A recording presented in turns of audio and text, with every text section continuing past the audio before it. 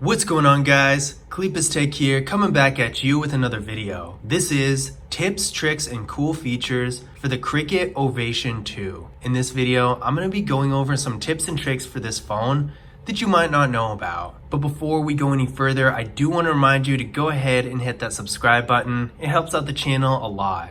But with that out of the way, let's get into the video. So the first thing I want to show you on this phone is a feature called adaptive brightness. Basically, what this does is adjust the brightness of the display based on your surroundings. So if you're in a dark area, it's going to make the brightness go a little bit down because it doesn't need to be at 100% in that situation. But if you're in an area where it might be a little bit harder to see the phone, it's going to adjust accordingly. This is nice because it makes the phone bright enough to see at all times without wasting battery or being hard on your eyes. So to get to this feature, we're going to go to our settings, display, adaptive brightness, and toggle it on. As you can see, the brightness of the display adjusted a little bit because I didn't need it to be that high. The next thing I'm going to show you is a quick way to get to your camera. Opening your camera app is easy enough, but if you're on a different app, like for example your messages app, and want to get to the camera fast, all you got to do is just double tap the power key and it's going to open up the camera. It's going to ask you which app you want to use, and if you wanted to do this every time, you can hit always. And as you can see, the camera is now open. So let's go over that one more time. We're back in the messaging app. I'm just going to double tap the power key and it goes right to the camera. The next thing I'm going to show you is a feature called prevent ringing. As the name of the feature suggests, this is a quick way to put your phone on vibrate mode so it doesn't make any sounds. So if you're going into a movie, maybe a meeting, or any number of situations where you don't want your phone to make noise, this is a great feature to use. All you gotta do is press the power key and the volume up key at the same time, and it's gonna do this.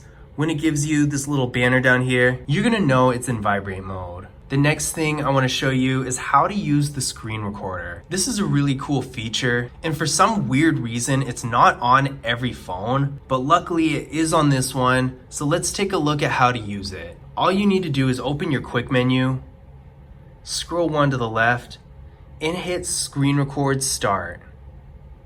It's going to have a few options, so if you want to record audio at all, you can use the microphone or the actual device audio. Remember to toggle it on if you want to actually use it, and then touches on the screen. And when you're ready, go ahead and hit start, and the screen recording is going to start. The next thing I'm going to show you is a feature called the data saver. This is great if you don't have unlimited data. If you're in a situation where you really want to conserve data, maybe you usually use Wi-Fi or something. So many situations where this could be useful, but basically what it does is restricts the background usage of apps so you don't waste all your data. To get to this feature, we're going to go to our settings menu, go to network and internet, go to advanced, and select the data saver.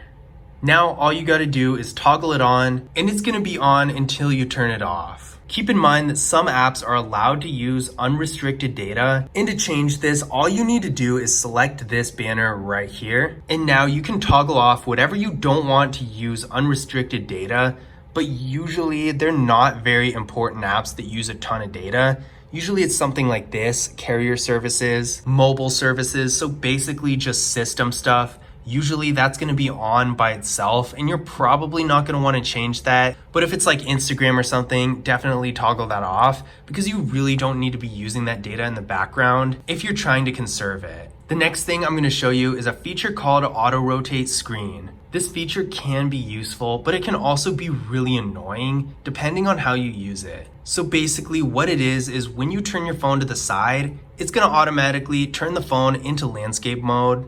And then when you turn it back, it's going to go back. It can be useful, but I'm sure you can probably see why it can be annoying sometimes. So I'm going to show you a quick way you can toggle it on and off whenever you need or don't need it. So this is actually not going to be through the settings, even though you technically can access it through this menu. I'm going to show you a quicker way.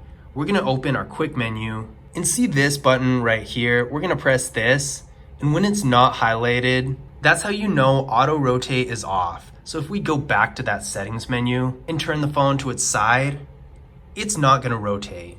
But if we want auto rotate back on, all you gotta do is pull down that menu one more time and press the auto rotate button right here. Again, when it's highlighted, that does mean the feature is on. So whenever it is, you should be able to do this. The next thing I'm going to show you is a feature called screen time. This is basically a detailed analysis of how you use your phone. So this can be really good for several different purposes. Maybe you're trying to figure out why your battery is draining, or maybe you want to restrict yourself from using social media or something like that, or you just want to see how you spend your time on your phone. There's so many different reasons you might want to use this feature. So let's take a look at how we can get to it. So we're going to go back to our settings menu.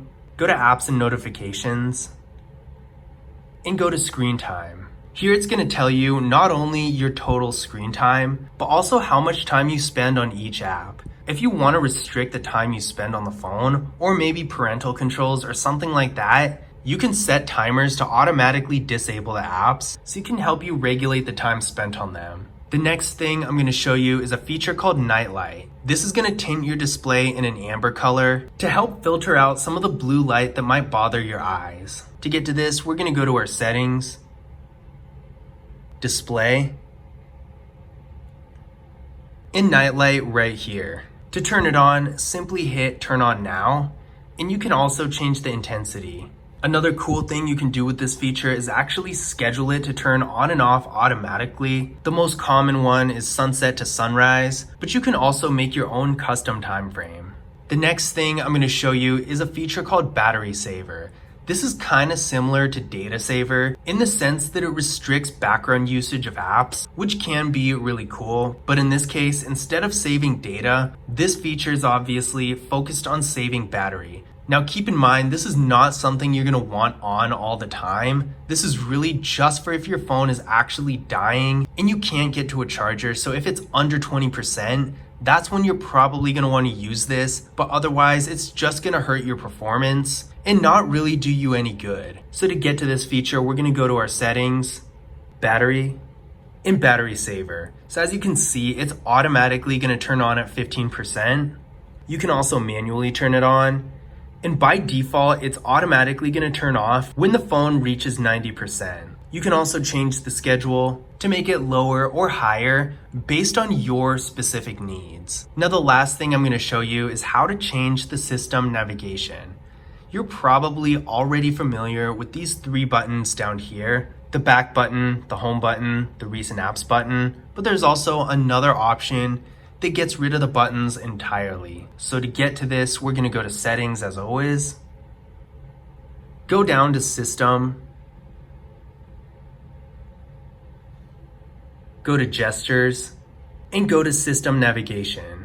This phone by default is gonna be on 3-button navigation, but you can turn it to gesture navigation right here, and the 3 buttons will be replaced by this little bar. I really like this. It gives the phone a nice modern look, but it might be a little bit to get used to, so I'm gonna show you how it works. Instead of pressing a home button, all you need to do is swipe up like this. To go to your recent apps, drag your finger up from the bottom. And to go back, you can either go like this or like this.